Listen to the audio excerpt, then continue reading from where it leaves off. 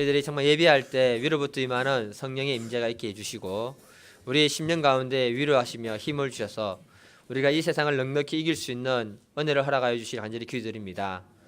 아버지 하나님, 고난 주간을 이제 맞이하고 있습니다.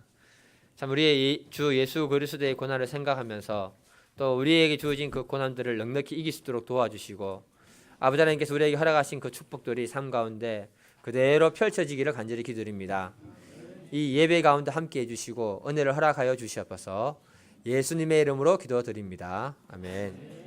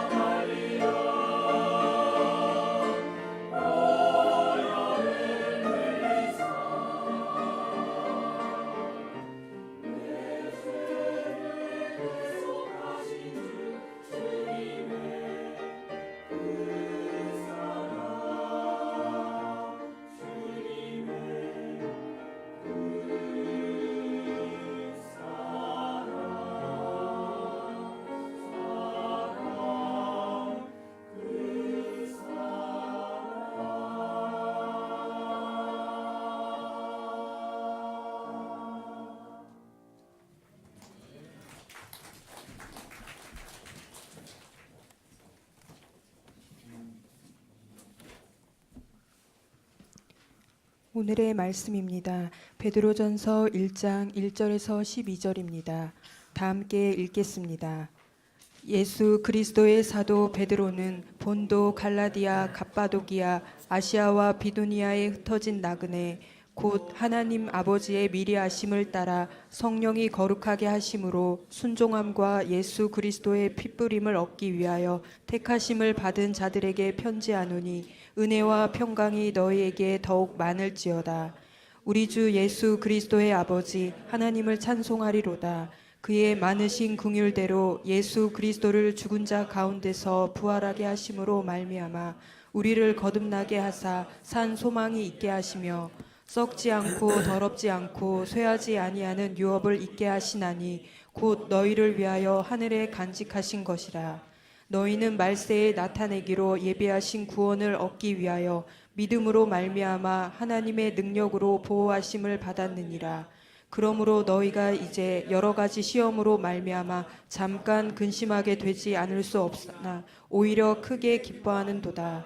너희 믿음의 확실함은 불로 연단하여도 없어질 금보다 더 귀하여 예수 그리스도께서 나타나실 때에 칭찬과 영광과 존귀를 얻게 할 것이니라. 예수를 너희가 보지 못하였으나 사랑하는도다. 이제도 보지 못하나 믿고 말할 수 없는 영광스러운 즐거움으로 기뻐하니 믿음의 결국 곧 영혼의 구원을 받음이라. 이 구원에 대하여는 너희에게 임할 은혜를 예언하던 선지자들이 연구하고 부지런히 살펴서 자기 속에 계신 그리스도의 영이 그 받으실 고난과 후에 받으실 영광을 미리 증언하여 누구를 또는 어떠한 때를 지시하는지 상고하니라. 이 섬긴 바가 자기를 위한 것이 아니요 너희를 위한 것임이 계시로 알게 되었으니 이것은 하늘로부터 보내신 성령을 힘입어 복음을 전하는 자들로 이제 너희에게 알린 것이요 천사들도 살펴보기를 원하는 것이니라. 아멘. 네. 오늘 제목 같이 한번 읽어보겠습니다. 제목 시작. 고난 속에 산 소망이 있는 성도. 기독교인들이라면 최소한 예수님의 그 십자가의 고난과 죽음 그리고 부활에 대해서 너무나 잘 알고 있습니다. 교회를 다니지 않는 불신자들도요, 기본적으로 정확하게 알지는 못하지만 기본적으로 십자가의 고난과 그 예수의 죽음과 그 다음에 이 부활에 대해서 알고 있습니다. 중요한 것은 이것이 그들에게 믿음이 되는가 안 되는가, 그것이 중요한 것입니다. 예수님이 십자가에 못 박혀 돌아가시기 위해서 예루살렘에 입성할 때 모든 사람들이 예수님을 다 환영을 합니다. 환영을 하면서 종려나무 가지를 깔아주면서 호산나 호산나 이렇게 찬양을 합니다. 이때부터 예수님이 십자가 돌아가시기까지 약 일주일의 시간이 있는데 그때 예수님은 자신의 사역을 정리를 하게 됩니다. 그 기간을 가리켜서 우리는 고난주간이라고 합니다. 사실은 고난주간 다음 주부터인데 한 주 앞당겨서 시작하는 겁니다. 고난주간을 맞이해서 우리가 예수의 십자가의 고난과 죽음을 다시 한번 깊이 살펴보는 것도 굉장히 저는 중요하다고 생각합니다. 하지만 오늘은 이 예수님의 고난과 십자가의 죽음을 옆에서 지켜봤던 베드로가 이 사건을 어떻게 해석하면서 그 시대 성도들에게 이 사건을 어떻게 적용시켜서 말씀해 주는가, 이 부분을 통해서 우리가 넉넉히 이기는 믿음을 다 소유할 수 있기를 간절히 기도드립니다. 첫 번째 소제목을 같이 한번 읽어보겠습니다. 시작. 우리는 믿음의 산 소망을 가진 사람들이다. 우리가 살펴봐야 되는 이 베드로 전서는요, 믿음으로 살아가는 사람들이라면 반드시 지나가야 되는 터널이 있는데 고난의 터널은 반드시 지나가야 한다고 말하고 있는 겁니다. 그리고 그 안에 놀라운 하나님의 산 소망을 갖다가 우리에게 말해주는 것이 베드로 전서입니다. 그래서 베드로 전서는요, 고난 가운데 있는 성도들이 그 말씀을 읽을 때 희망의 서신이라고 이렇게 사람들이 이름을 붙였습니다. 오늘 본문 1절을 보게 되면은 예수 그리스도의 사도 베드로는 본도, 갈라디아, 갑바도기아, 아시아와 비두니아에 흩어진 나그네에게 편지한다고 이렇게 말하고 있습니다. 이 편지 수신자들이 오늘날 어느 동네를 가리키는 거 아십니까? 터키 한번 갔다 오신 분들 알 겁니다. 오늘날 이 터키 지역에 흩어져 사는 성도들에게 말하는 말씀입니다. 베드로가 이 편지를 쓸 당시에 보면 그 땅에는 예수 믿는 신앙인들이 많았다는 겁니다. 안타깝게도 지금은 그 땅에는 예수 믿는 사람들이 거의 없습니다. 그러면서도 그 시대는요, 신앙인으로 살기 굉장히 어려운 시대였다. 이 말씀이 그 안에 들어 있습니다. 그래서 핍박과 어려움들이 굉장히 많았다. 베드로전서를 읽어보면은 고난이라는 말이 15번이나 이렇게 나오고 있습니다. 이 문제를 베드로는요, 예수님의 십자가와 그 십자가 고난과 부활로 연결시켜서 우리들에게 말씀을 전해주고 있는 겁니다. 우리 3절을 같이 한번 읽어보도록 하겠습니다. 3절 시작. 우리 주 예수 그리스도의 아버지 하나님을 찬송하리로다. 그의 많으신 긍휼대로 예수 그리스도를 죽은 자 가운데서 부활하게 하심으로 말미암아 우리를 거듭나게 하사 산 소망이 있게 하시며. 사도 베드로는요, 예수의 고난과 십자가 죽음은 그리고 부활을 통해서 우리들에게 거듭남을 허락하고 산 소망을 허락했다고 이렇게 말하고 있습니다. 이 말씀을 쉬운 성경으로 보게 되면 거듭났다는 말을 갖다가 우리에게 새 생명을 주셨다라고 이렇게 번역해 놨습니다. 다시 말해서 이 말씀을 쉽게 풀이하면요, 고난과 죽음의 문제는 이 땅의 영역에 속한 것이라면 부활은 영원한 하나님의 영역에 속한 것이다, 이렇게 말하는 것입니다. 그래서 우리 성도들은 이 땅에서 고난과 죽음 같은 문제를 통과할 때 부활의 산 소망을 가지는 사람이 되고 부활의 영광을 경험하게 된다는 걸 전달해 주는 것입니다. 이때 우리가요, 새롭게 거듭나게 되는 거예요. 내 안에 예수의 생명을 가진 사람들로서 거듭나면서 그때부터 우리의 가치관이 달라지고 삶의 목적이 달라지며 생각이 달라지게 되는 것입니다. 그리고는 영원한 하늘 소망에 우리 인생의 소망을 두고 사는 사람으로 바뀌게 되는 것입니다. 어느 누구나 고난은 싫어하고 좋아하지 않습니다. 혹시 고난 좋아하시는 분 있으십니까? 하지만 하나님이 우리에게 주신 고난은 굉장히 유익한 것이라고 말하고 있습니다. 시편 119편 67절을 보게 되면 고난 당하기 전에는 내가 그릇 행하였더니 이제는 주의 말씀을 지키나이다, 이렇게 고백하고 있습니다. 고난 때문에 내 삶이 하나님 중심으로 바뀌게 되었다라고 이렇게 고백하는 겁니다. 그래 살다 보니까 더 큰 유익을 발견했는데 그것이 바로 뭐냐? 시편 119편 71, 72절인데 같이 한번 읽어보도록 하겠습니다. 시작. 고난 당한 것이 내게 내게 유익이라. 이로 말미암아 내가 주의 윤례를 배우게 되었나이다. 주의 입의 법이 내게는 천천 금은보다 좋으나이다. 아멘. 고난을 통해서 신앙이 새로워졌는데 수많은 금은 보화보다도 하나님 말씀이 좋다, 이렇게 얘기했거든요. 여러분들 앞에 수많은 금은 보화를 갖다 드리고 하나님을 선택하라면 하나님을 선택하실 분이 몇 분이나 될까요? 그만큼 고난은 우리 신앙을 멋지게 만드는 하나님의 귀한 도구다라고 이렇게 말해주는 것입니다. 그때 하늘 소망을 가진 사람으로 바뀌게 되는 겁니다. 사람에게 있어서 신앙이나 삶의 규모에 있어서나 고난과 어려움을 통과한 사람들에게 느껴지는 아름다움이 있습니다.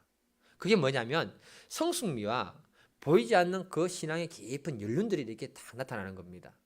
비교 대상을 찾으려니까 너무 없어가지고 여러분들이 우리 목사님을 볼 때 하고 저를 볼 때 하고 많은 차이를 느끼죠. 그렇다고 하셔도 됩니다. 삶의 수많은 고난을 믿음으로 통과했고 그러면서 그 신앙의 성숙도와 아름다움이 그 안에 이렇게 연륜으로 남아있게 되는 거예요. 그러다 보면 그 사람들 뒤에는 보이지 않는 아우라 같은 게 있습니다. 이렇게. 예. 그래서 사도 베드로는 믿음으로 사는 이 그리스도인들이 고난 당하면서 그들이 겪는 그 문제를 예수 그리스도의 십자가와 연결해서 이렇게 고백하는 겁니다. 베드로전서 4장 12절 13절 한번 읽어보겠습니다. 네, 시작. 사랑하는 자들아, 내가 너희를 오는 불시험을 이상한 일 여기는 같이 이상히 여기지 말고 오히려 너희가 그리스도의 고난에 참여하는 것으로 즐거워하라. 이는 그의 영광을 나타내실 때 너희로 즐거워하고 기뻐하게 하려 하십니다. 베드로 사도는 이 땅의 성도들이 믿음으로 살면서 고난당하는 그 죽음 같은 불시험들, 그것을 예수 그리스도 고난에 동참하는 사건이라고 이렇게 해석하고 있다는 것입니다. 그 뒤에는 주님이 주시는 부활의 영광이 있고 영광스러운 즐거움이 있다고 같이 말해주고 있는 거예요. 왜 이렇게 해석이 가능한가 하면 예수님이 골고다 언덕을 십자가를 지고 올라갈 때 그 고통을 사람들이 알까요, 모를까요? 모릅니다. 안다고 하면 곤란합니다.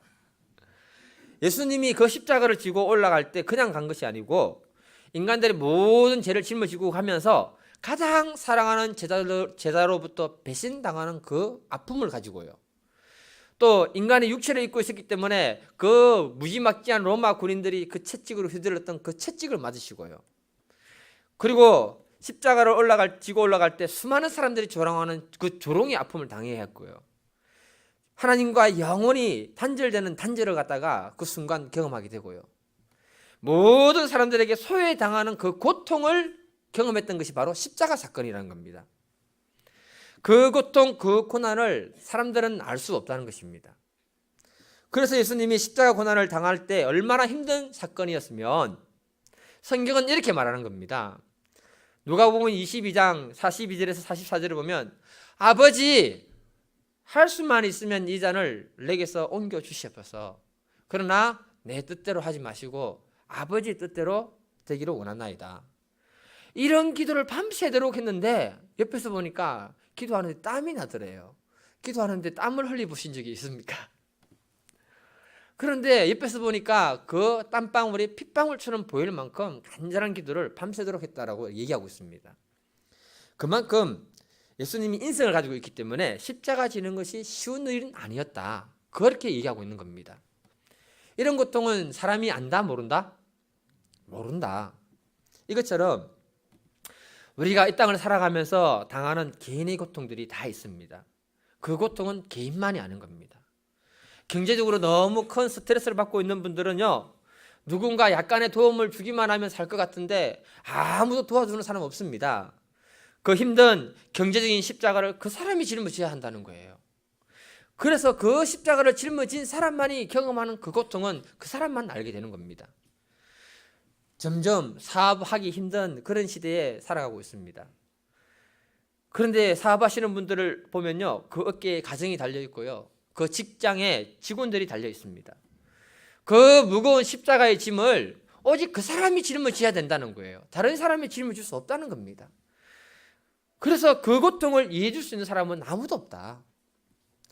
육신의 질병으로 고통하는 분들을 보면 정말 아무도 도와줄 수가 없습니다. 가까운 가족도 이해해 줄 수가 없고요, 또 다른 사람들이 그분들을 위로해주고 도와주기 위해서 해주는 그 말 한마디가 때로는 잘못해서 그 사람에게 상처를 줄 수도 있고요, 동정받는 느낌으로 다가와서 자신이 비참해지게 되는 그런 느낌도 받을 수가 있습니다. 그 무거운 질병의 고통을 갖다가 다른 사람이 져줄 수 없는 거예요. 오직 그 사람만 져야 되는 겁니다. 그래서 사도 베드로는 우리들의 삶에 경험하는 이 어려움과 고난을 예수 그리스도의 십자가의 고난에 동참하는 것으로 해석해서 말해주고 있다는 것입니다. 여기에서 정말 우리가 예수 그리스도의 십자가에 동참하는 믿음의 사람이 되려면 한 가지를 잃어버리면 안 됩니다. 그게 뭐냐? 내 안에 예수의 생명이 있다. 뭐가 있다고요? 네. 우리들이 세상에 사는 불신자들하고 똑같은 고난을 받고 있습니다. 그런데 다른 것이 있다면 믿음의 사람은 내 안에 예수의 생명이 있기 때문에 부활의 산 소망을 가진 사람으로 살아가고 있다는 거예요. 그때 부활의 영광을 우리가 경험하게 되는 것입니다. 그리고 또 우리가 믿음으로 살아가면서 주어진 그 고난을 감사할 수 있는 마음이 있어야 됩니다. 힘들겠지만 주님이 나에게 주신 이 고난 때문에 내가 예수 그리스도의 고난에 동참하는 믿음의 사람이 되는 영광을 얻게 된 것입니다. 왜냐하면 내가 고난 당하기 전에는요, 알 수 없었던 그 신앙의 깊은 세계를 고난 당함으로써 신앙의 깊은 세계를 이해하는 사람들이 많다는 것입니다. 옛날 한동대 총장이었던 김영길 총장에선 갈대상자를 보게 되면요, 이분이 학교를 살리기 위해서 굉장히 고전부터했던 내용들을 기록해 놨습니다. 학교를 살리다 보니까 돈을 갚지 못해서 사기꾼으로 몰려서 감옥까지 간 이야기를 기록해 두었습니다. 이분이 구치소에서 8, 9명이 자는 좁은 방에 칼잠을 같이 잤다고 합니다. 거기에서 대빵은요, 바로 딱 누워 자고요, 나머지 사람들은 다 칼잠을 잤대요. 그런데 자기가 딱 잤는데 어디냐면 바로 화장실 변기 옆에서 칼잠을 이렇게 잤다고 합니다. 그때 자기도 모르게 한없이 눈물이 막 나오더라는 겁니다. 그게 자기의 연민의 눈물이 아니라 그때 예수님의 십자가 고난을 생각하는데 갑자기 자기도 모르게 가슴에서 바로 눈물이 나오기 시작하더랍니다. 자기는 지금까지 엘리트 코스를 밟아왔고 좋은 집에서 좋은 차로서 교수로서 총장으로서 명예를 가지고 이 땅에 누리고 살았습니다. 그런데 이렇게 좁은 방에 들어와서 여러 사람들하고 칼잠을 같이 자보니까 정말 말할 수 없는 그 고통과 어려움들이 마음에 밀려오는데 그때야 비로소 하늘의 하나님이 그 보좌를 내려놓고 이 땅에 나던 말구 위로 오신 그 사건이 무엇인지 이해가 되고 깨달아지기 시작하더라는 겁니다. 여러분, 사람이 100평짜리 아파트에 살다가 15평짜리 아파트로 내려와서 살면 살 수 있을까요? 없을까요? 살 수 있다는 분은 대단한 분입니다. 사람은요, 좋은 걸 누리면요, 거꾸로 내려가기가 힘든 거예요. 만일에 100평짜리 아파트에 살다가 15평짜리 아파트로 내려와서 사신다면요, 그분은 말구유를 체험하는 겁니다.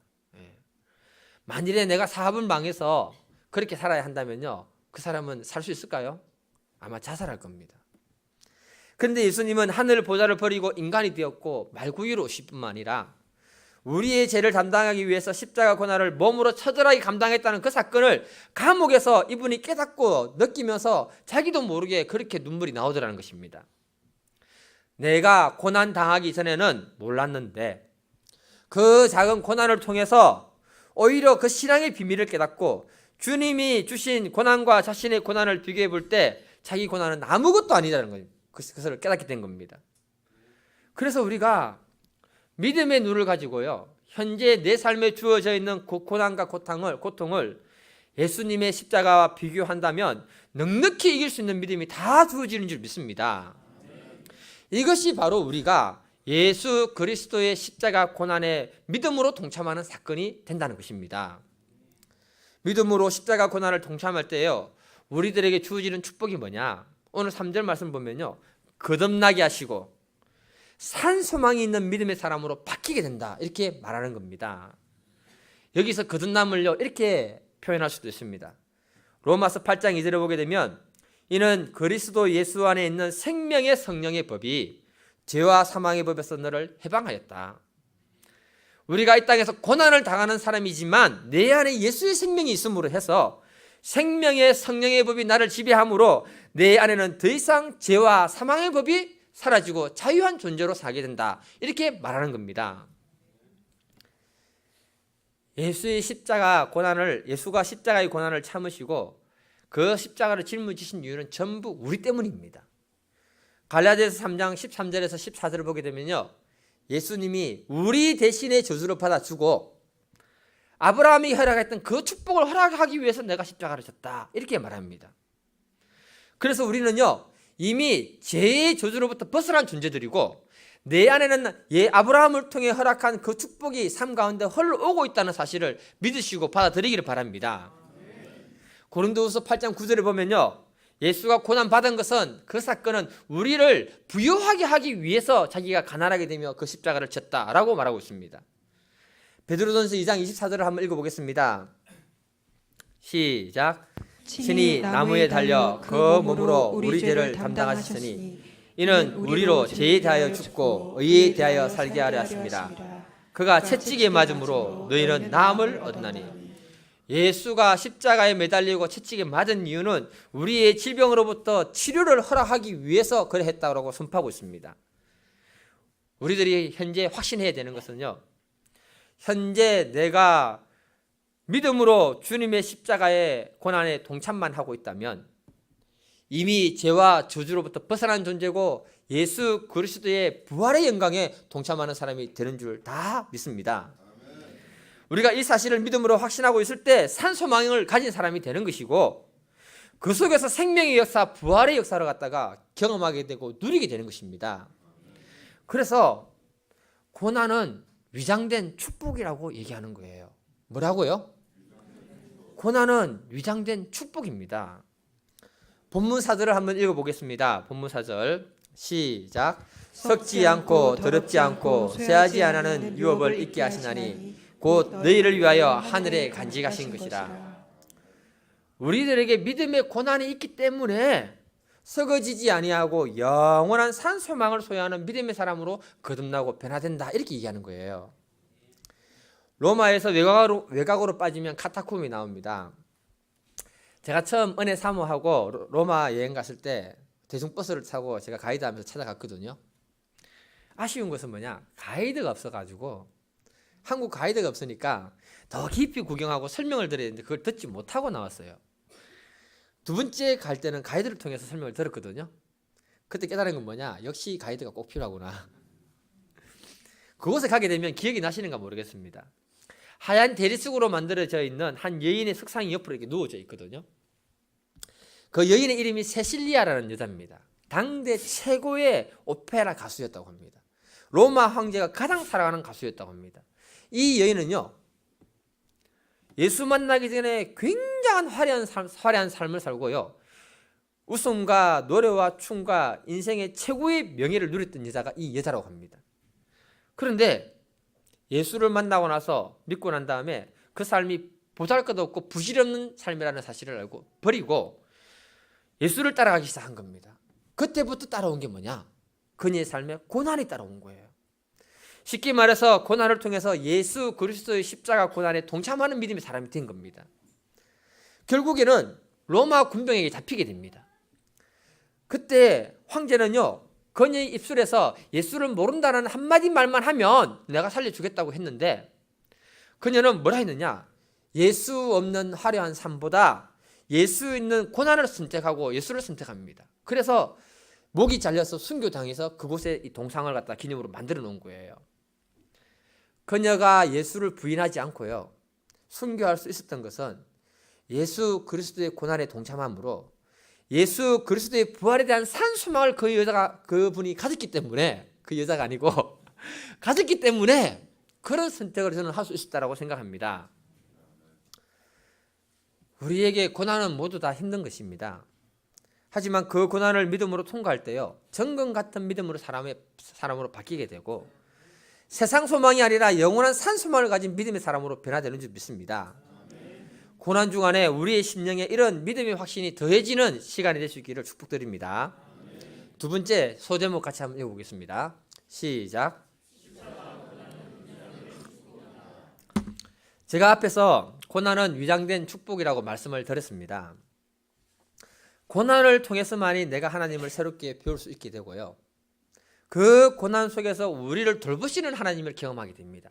저는요, 이것이 저의 신앙 체험이고 간증이기 때문에 확신 있게 여러분들에게 말씀해 드릴 수 있습니다.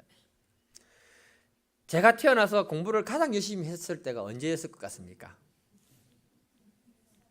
예? 목사고시. 목사고시. 예. 그것보다 더 열심히 했던 때가 언제였냐면요, 터키에서 언어 공부할 때, 그리고 자비량으로 가이드 준비할 때. 왜냐하면 그곳에 있으면서 경제적으로 도움 받을 수 있는 경우가 한 군데도 없었습니다. 내 삶과 직결되어 있으니까. IMF 기간은요, 자비랑 선교사들에게는 말할 수 없는 굉장히 어려운 고난의 시간이었습니다. 그때 나의 필요를 채우시고 먹이시는 하나님 아버지를 저는 굉장히 많이 경험하고 누렸습니다. 그때 내 신앙이요, 완전히 새롭게 탈바꿈했습니다.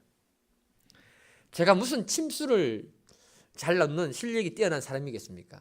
한마디로 말하면 돌팔입니다. 확실합니다. 그런데 그때는요, 아픈 사람들이 왔을 때 대충 침 놔주면 다 나아버리는 거예요. 이건 뭐 말로 표현할 수 없습니다. 굉장히 유명한 사람이었습니다. 그리고 하나님이 그걸 통해서 내 삶의 모든 필요한 것을 공급을 하시더라고요.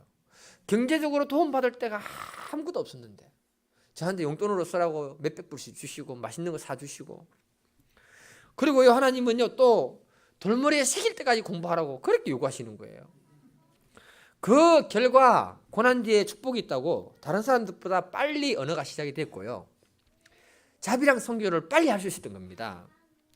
이것처럼 베드로전서 1장 5절을 보게 되면 고난을 받고 있을 때 믿음을 잃어버리지만 않으면 하나님의 능력으로 보호하심을 받는다라고 그 안에 말씀하고 있습니다. 하나님은 우리들을 그냥 던져놓고 고난 가운데서 네가 알아서 살아라 이놈아, 그러지 않습니다. 여러분, 그 속에서 우리를 보호하시고 책임을 져주신다는 겁니다.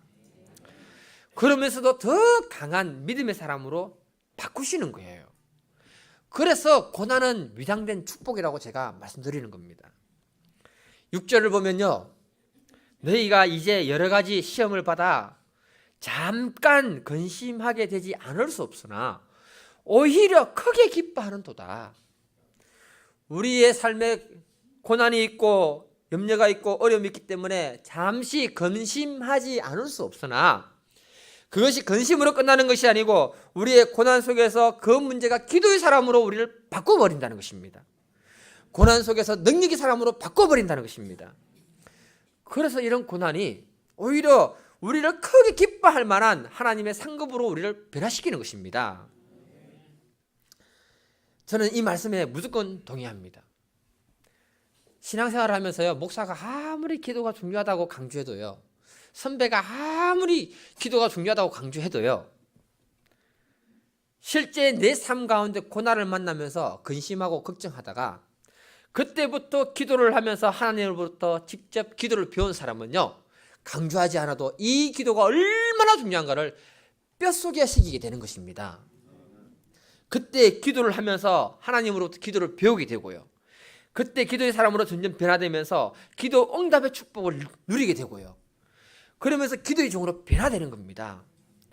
이때부터 그 사람은요, 기도하는 믿음의 여종이 되는 거고 남종이 되는 거예요. 제가 우리 교회에 기도하시는 우리 믿음의 용사들을 한번 가만히 생각해 봤습니다. 전부 고난을 통과했습니다.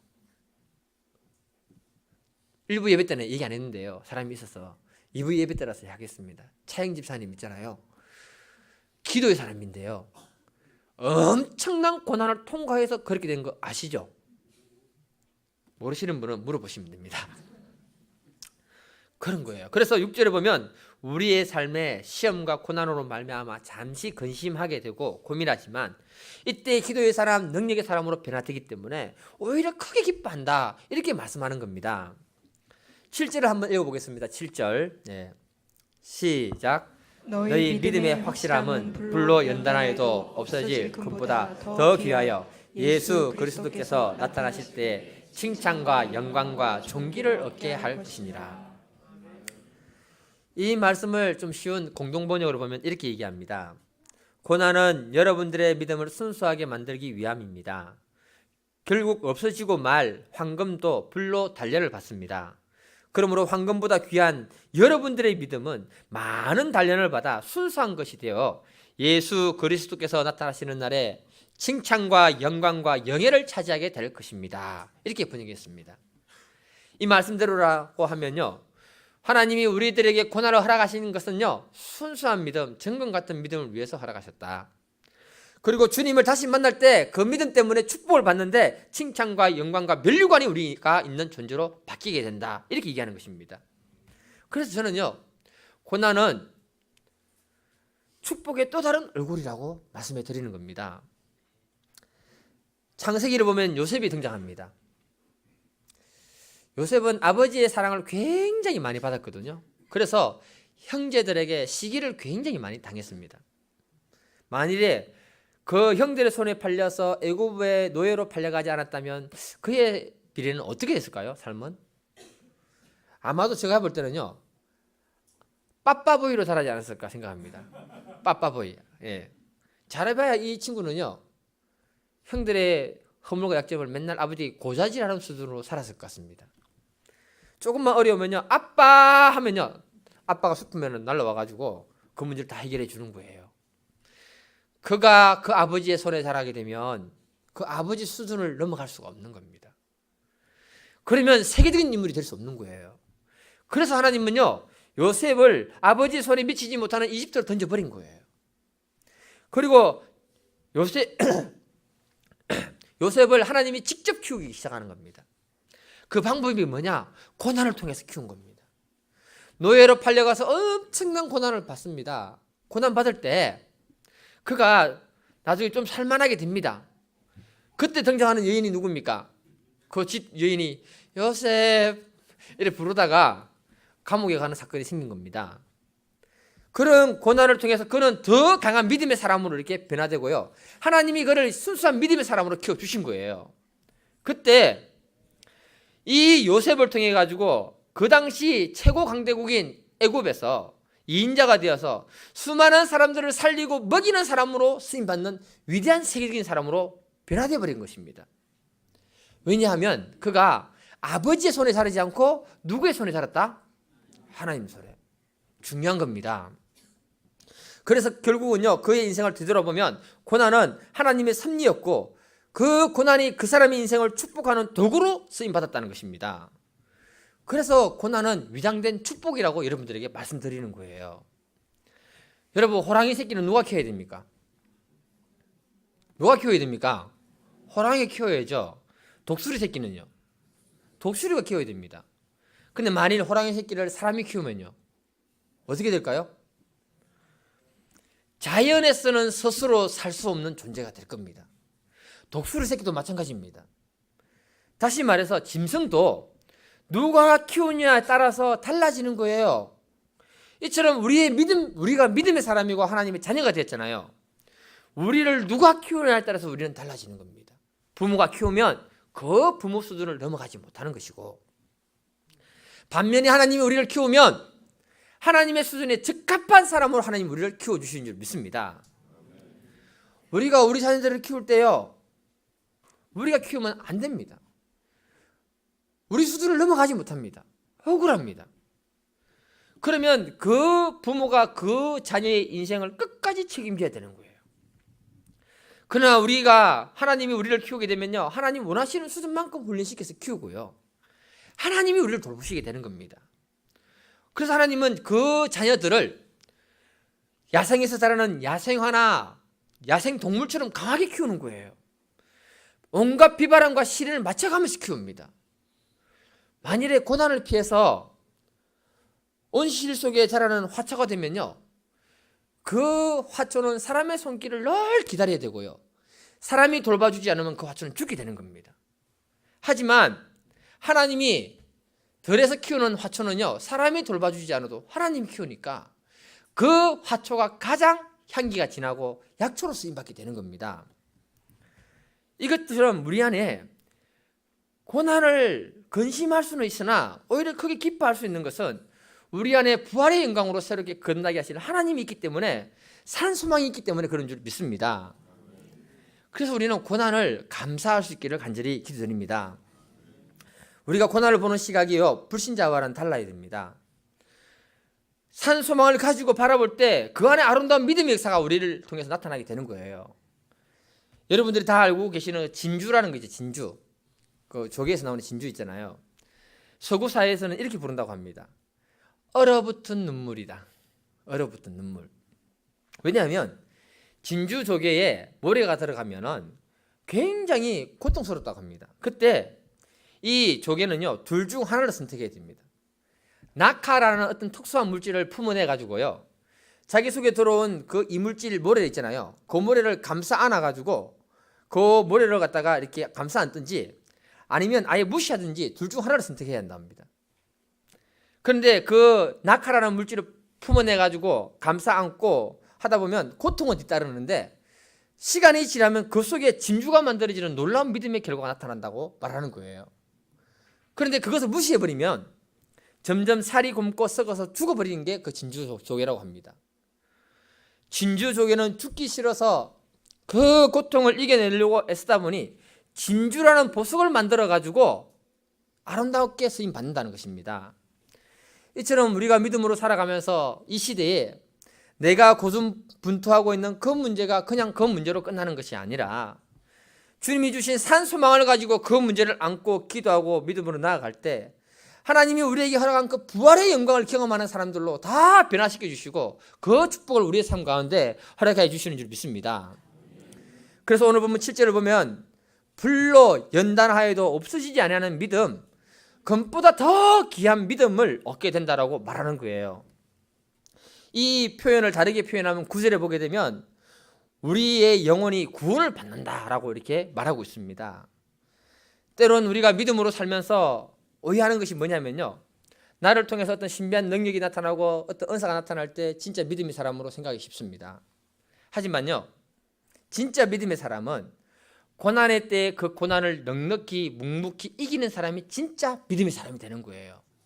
그 증거가 뭐냐? 예수님이 공생에 3년을 사역했잖아요. 3년을 사역하면서 수많은 사람들을 섬기고 도와줍니다. 그때 구원받은 사람보다 수많은 사람들이 조롱할 때 묵묵히 십자가를 지고 고난을 감당하신 그 사건 때문에 온 인류가 구원받았다는 겁니다. 그렇기 때문에 고난을 감당하는 그 힘이 진짜 큰 믿음이요 구원의 능력이 된다고 말하고 있는 겁니다. 우리가 안에 이런 믿음의 산소망이 있기를 간절히 기도드립니다. 고난 주간을 맞이해서요, 우리가 묵상해야 되는 것이 있는데요, 다른 것이 아닙니다. 예수 그리스도의 십자가 고난이 누구를 위한 고난인가, 무엇을 위한 고난인가를 한번 묵상해 볼 필요가 있습니다.